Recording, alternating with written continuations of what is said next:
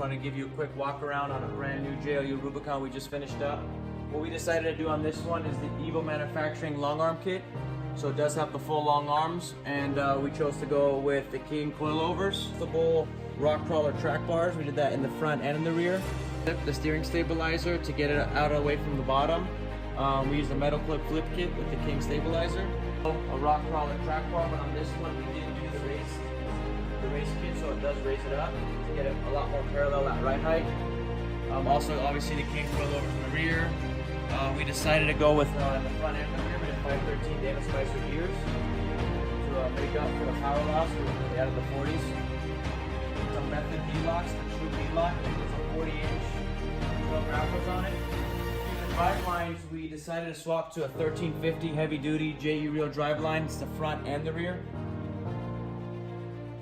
And this is a full weld-on kit. It is the long arm, it's not the mid-arm, so everything is fully welded on. That's pretty much it. Have a little walk around.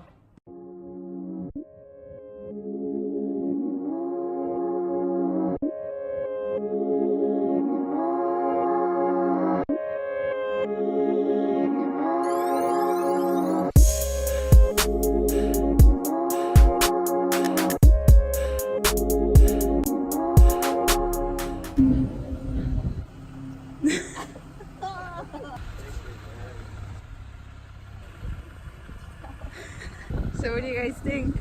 I love it. Oh my god, thank you. I want to give you guys both hugs. Thank you. You're welcome. It's so good to you.